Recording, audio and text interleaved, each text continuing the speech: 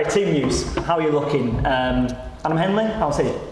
Adam's still a bit sore, so we're going to give him as long as we possibly can. And it wasn't as bad as what we initially first thought it could be.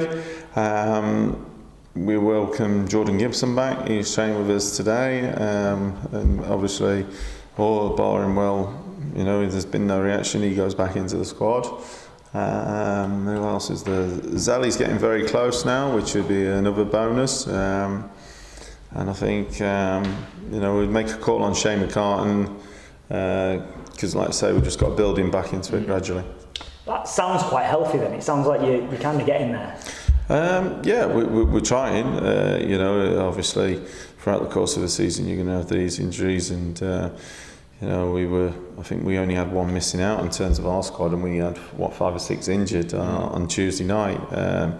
We certainly haven't got like the depths of, say, Stevenage did the other night. They had 10 missing, and you still look at the team that they picked and the numbers that they had. So we're still trying to chip away at that and increase the numbers a little bit as well. Obviously, major disappointment for us was losing Joe Riley for the season with his injury, but even from his operation, he's making good progress already.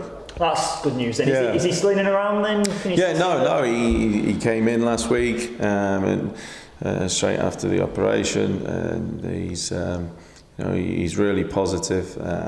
And then we've seen him today again, and he's already got his head on coming back stronger, and he's been in the gym with it, and he's doing everything he can to get the swelling down and get it, as he says, he's getting better every day. So that's brilliant for us, and just the positive mindset that he's got as well. So that's been good. And the group that we've got, the lads, they rally around him and they make sure that they look after him, and his spirits are very high. A couple of days on then, how are you reflecting on that victory down at Stevenage?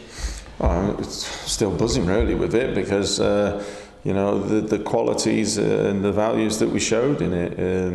We had a good debrief with them today on it. We got stuck on the M1. Did you all get stuck on the M1? No? Yeah, we all got stuck on the M1, so you had plenty of time to think about it. But in all seriousness, we went through it with the players again today, and I saw some real promising signs for the group that you need throughout the course of a season. We travelled there and back on the day, as did the wonderful support that we had. And to go in and dig deep, and like I say, it looked like a team that had each other's backs, which is really important. And for that to have been as evident as what it has been on Tuesday night after only 4 games is really pleasing.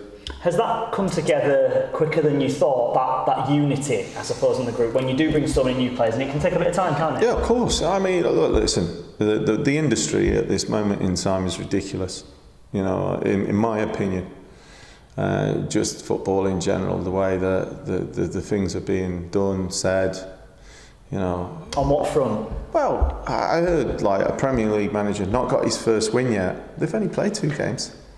And it's just, I just think it's just incredible that you're asking me that after 4 games about embedding in.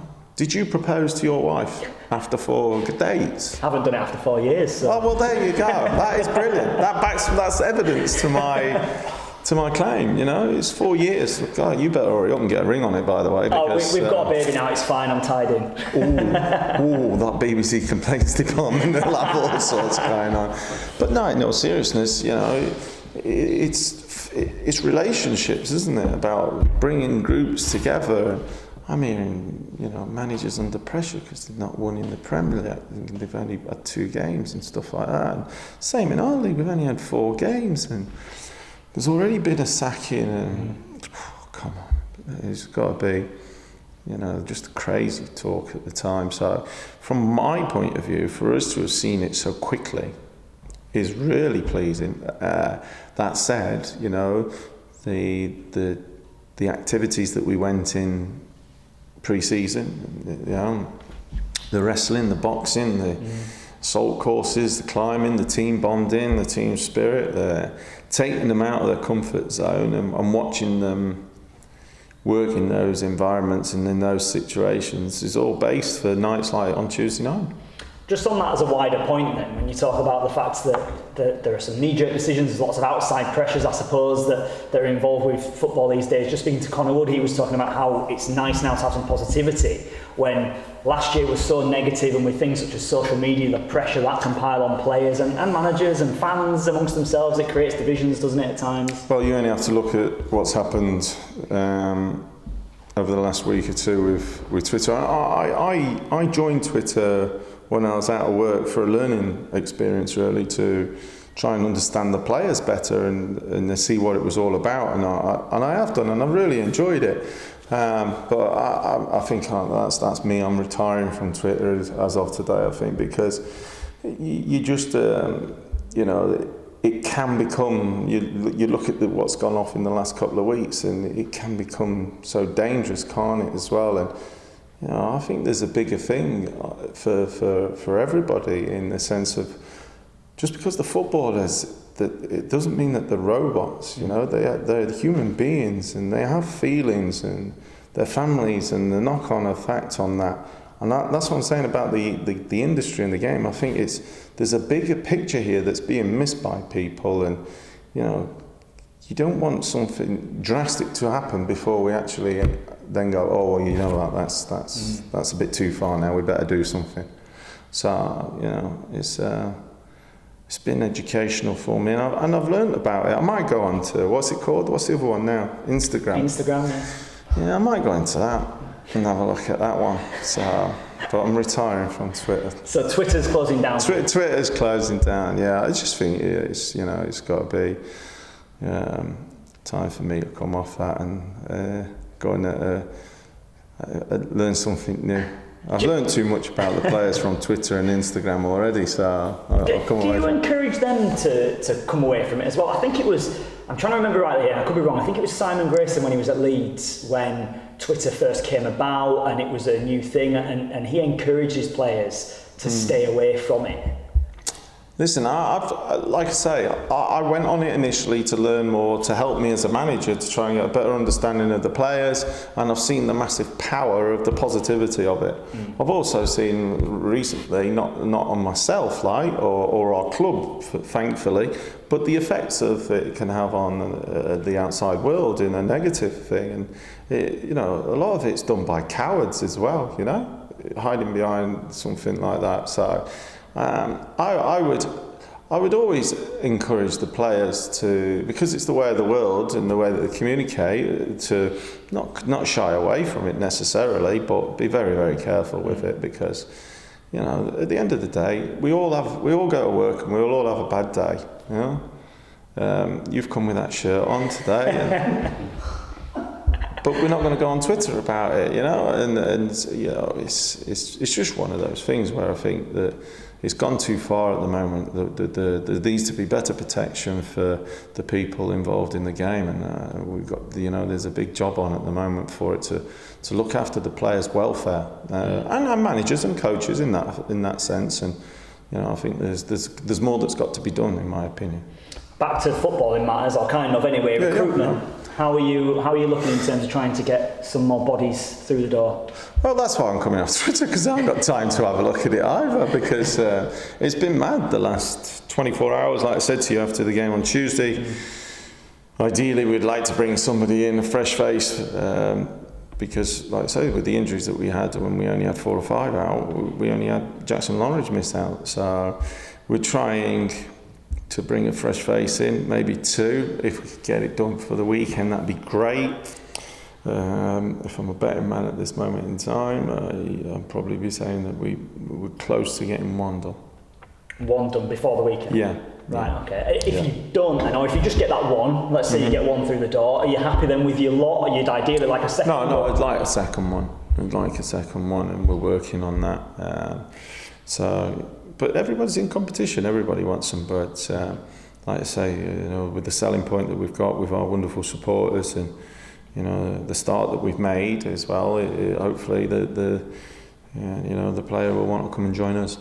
What about Forest Green then, up next? What do you make to them? What do you know about them so far? Well, I think they're a great example of what we've just been saying, in terms of a well-run club, but I think Mark, I'm right in saying Mark's been there 3 years now. Is that right? So he, 1, 2. I'm sure he's been there 3 years now. And they produce fabulous footballers.